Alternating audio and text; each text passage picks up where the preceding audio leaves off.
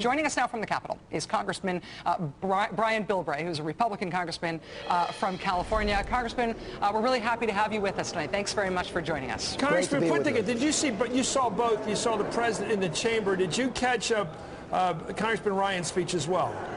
No, I picked up part of it down the line after I was over here trying to set up.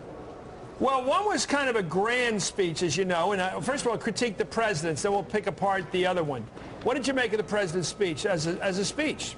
Well, frankly, I was kind of excited coming from San Diego about talking about, you know, the research and development for R&D and biotech or whatever.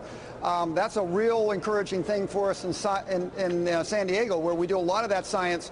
We'll hope to see that public investment, which is only about a quarter of true investment in research and development, is backed up by creating a whole new pool that we can do by bringing American money back. And you know, there's over $1 trillion of American dollars overseas that we could bring back for R&D and manufacturing of high tech if we allow it to come back. And I think that's a challenge where we've got to remember, Republicans have to remember that there is a place for public sector investment, about 20%, but then Democrats have to remember that the overwhelming majority of research and development, biotech, high tech, comes from those private investors. And why not bring American money back to create those jobs rather than borrowing the $1 trillion from China to try to do it a different way? Well, you know your stuff here, so let's bore down on this.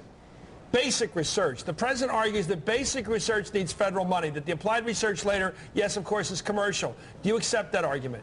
Oh, I think it's the seeds that are able to grow in another field. But yeah, both of them have to work together. The trouble is, right now, we think about all of the private sector money isn't there. So if you put the public sector money in and don't create the environment to allow that to germinate and grow, it's going to be throwing seed on rough stone. You're not going to get a fertile ground. So I think the one thing we got to remember here in Washington, just throwing money at the problem isn't going to answer it, and I think you'll agree with that, but we've got to prepare the ground so the private sector picks up on that research and carries it to fruition. And you've seen that with health research, you've seen that with high-tech stuff, but that combination, especially now when we're dying for money to be able to stimulate the economy, and here we have $1 trillion of American money overseas, we just got to say, hey, look, you bring it back for R&D, you bring it back to create jobs, and we'll let you to bring it back into our country without hitting it with a huge tax increase, as long as you put it into those items that we know needs to help the economy and help research.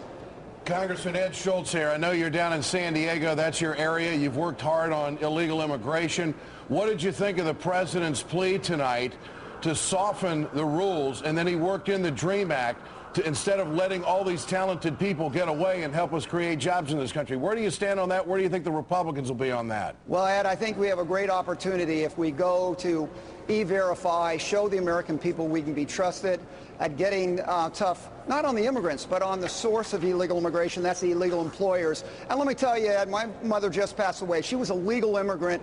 And frankly, I think the president's got to be reminded that legal immigration and illegal immigration are totally different, and to start mixing them up insult people like my mother and people who play by the rules. So let's get back to focusing on the real problem of illegal immigration, and that's the employers who are making money. And I think that's one place Democrats, Republicans, conservatives, and union members should be able to all join together at saying, look, let's eliminate the incentive for people to come here illegally by stopping the illegal employers. And let's start by eliminating the tax deduction for those who are hiring illegals. Let's make every employer who wants to claim a tax deduction to E-Verify to make sure they're not hiring somebody illegal and getting a tax deduction for it. I think that's one place we can Good for you, Congressman. That makes sense. Congressman Brian Bilbray, a Republican of California, thank you so much for your time tonight, sir. It's nice to have you here. Thank you very much, guys. It's an honor.